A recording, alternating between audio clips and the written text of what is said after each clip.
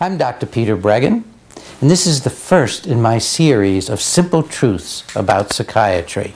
Today I'm talking about biochemical imbalances.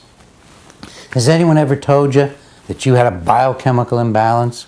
Did you go to the doctor feeling anxious or stressed or depressed and have them say, oh yeah, it's genetic, it's biochemical, you need a psychiatric drug?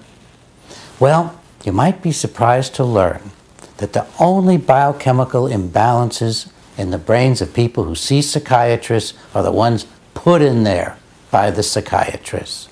We don't have any evidence that any routine psychiatric problem, from anxiety to depression and even schizophrenia, has anything to do with a biochemical imbalance. So where did an idea like that come from? We know the answer. It was actually made up by the brilliant minds at the drug company Eli Lilly. Even before Prozac was approved for depression by the FDA, Lilly was sending its minions, its paid physicians and consultants, out into the world to say that depression was caused by a biochemical imbalance, and in particular a kind of sluggish serotonin neurotransmitter, just not enough serotonin working. But Lilly knew from the beginning that it wasn't very simple, that this drug Prozac wasn't exactly going to jack up your serotonin like it was supposed to. The whole idea behind Prozac was that it would block the removal of serotonin from those active places in your brain called the synapses. You know, here's one cell and it's dropping Prozac into the, not Prozac, here's one cell and it's dropping serotonin into the synapse, and here's the other cell and it's picking up serotonin, and then comes Prozac and it blocks the removal of the serotonin from this space.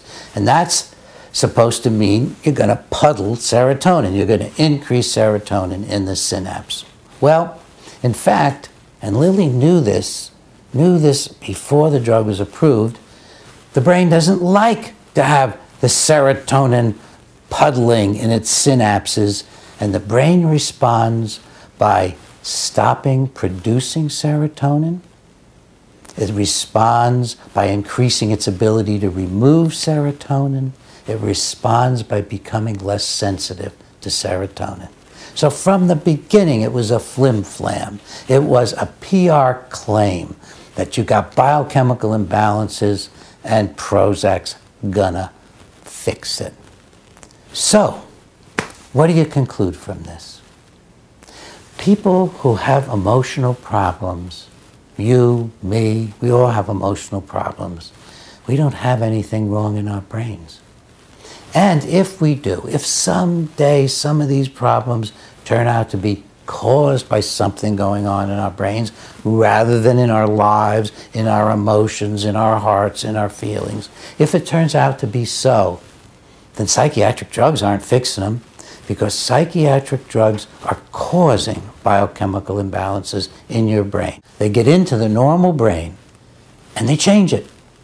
Whether it's nicotine that you're smoking, whether it's alcohol you're drinking, the drug is changing your brain.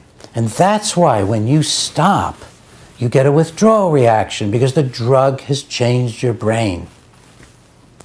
No doubt about it. I'll tell you a simple story. I used to drink too much coffee. I had my office in my home years and years ago, and the coffee pot was there, and had my office built onto the outside of the house, and I would just drink coffee all day long. One day, I got depressed. I got fatigued. I got achy. I thought, what is going on here? I feel like I need to drink some more coffee, so I drank more coffee. Didn't do any good. I drank some more coffee. Didn't do any good. For 2 days, I had a gradually improving sense of fatigue and just feeling lifeless and not really happy about what I was doing.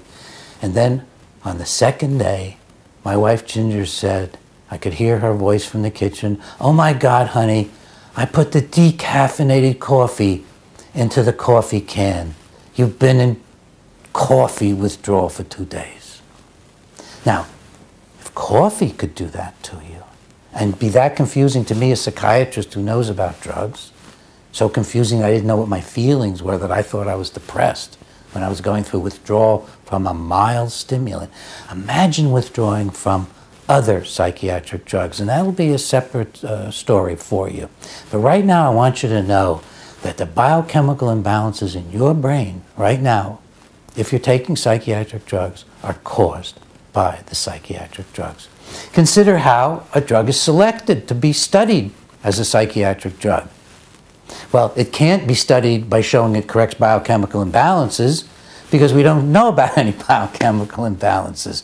The way a drug is studied to find one to test for psychiatry is you find a drug that causes a biochemical imbalance in the brain of a rat. It causes a biochemical imbalance in the normal brain of the animal. And that's just what Prozac did, it's what Paxil or Zoloft does, it's what Abilify or Risperdal does, it's what all the psychiatric drugs do. They muck about in the brain, in this marvelous, complex, incredible organ, more complicated than the whole rest of the universe. It's a toxin in there that's changing things in ways in which we can't anticipate. Then it becomes up to the drug companies to promote that it's not causing a biochemical imbalance, it's curing one. So listen, get focused on what's real.